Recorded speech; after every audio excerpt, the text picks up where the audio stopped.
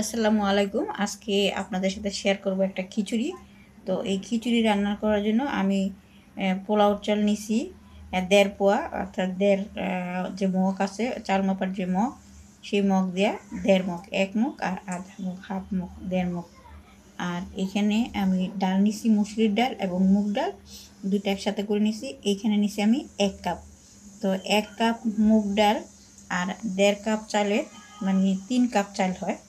তো ৩ কাপ চাল আর হচ্ছে ১ কাপ ডাল, মোট ৪ কাপ, অর্থাৎ হাফ কেজি। ঠিক আছে, তো এই হাফ কেজি মোট আমি খিচুড়ি রান্না করব।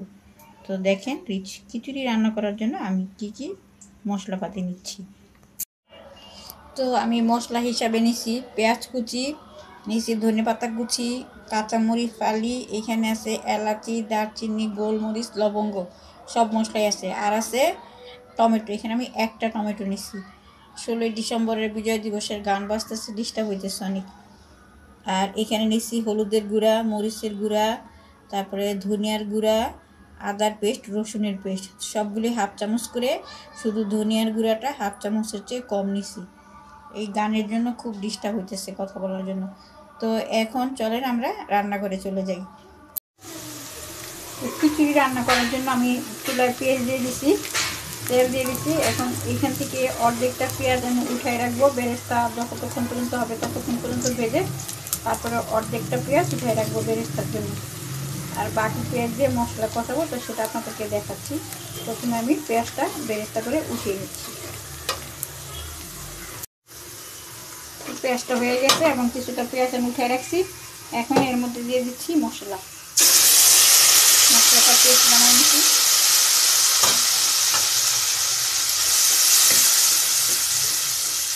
মশলাটাকে কিছু সময় কষিয়ে নিতে হবে।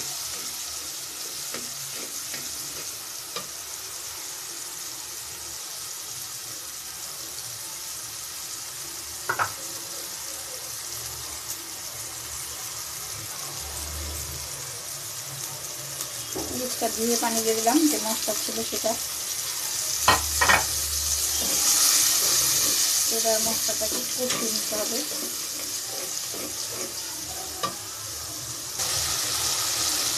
মশলা কষানো হয়ে গেছে, এর মধ্যে আমি দিয়ে দিচ্ছি গরম মশলা।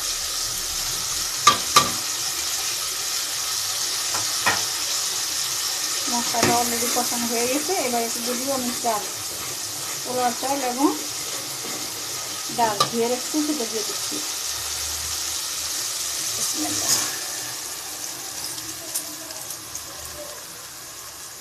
এবার এটাকে ভালো মতো উল্টিয়ে পাল্টিয়ে দিচ্ছি। তো খিচুড়ির চালটা আমার কষানো হয়ে গেছে। একদম খিচুড়ি রান্না করলে চালটাকে অবশ্যই ভাজা ভাজা করে নিতে হবে তেলের মধ্যে, তাহলে সেই খিচুড়িটা খেতে মজা হয় বেশি। সেই পর্যায়ে আমি দিয়ে দিচ্ছি পানি।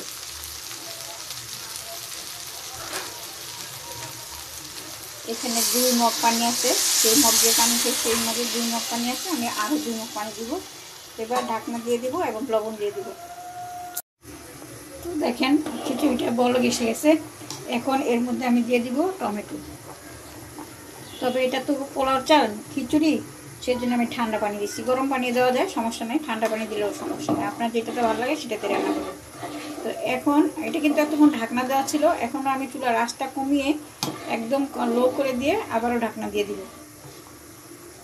তো পানিটা শুকালে আমি আপনাদেরকে আবার দেখাচ্ছি। তবে তার আগে আমি দিয়ে দিচ্ছি ১ চামচ ঘি। ঢাকনা দেওয়ার আগে ১ চামচ ঘি দিয়ে দিচ্ছি।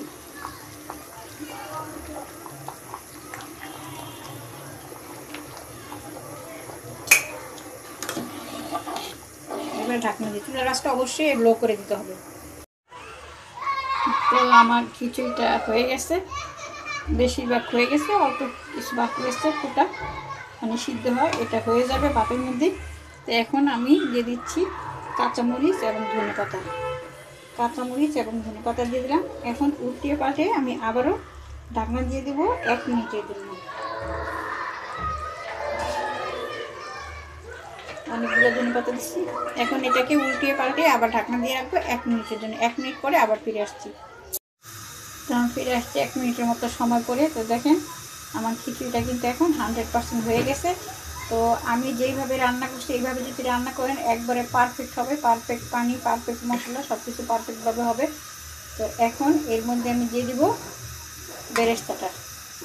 একদম সুন্দর খিচুড়ি হয়েছে, সব কিছু একদম পারফেক্ট মতো হয়েছে। এবার দিয়ে দিচ্ছি বেরেস্তাটা।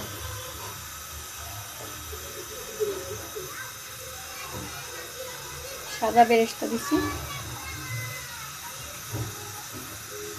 এবার আবার একটু উল্টিয়ে পাল্টিয়ে দিচ্ছি। তো উল্টিয়ে পাল্টিয়ে দিচ্ছি আমি আবারও।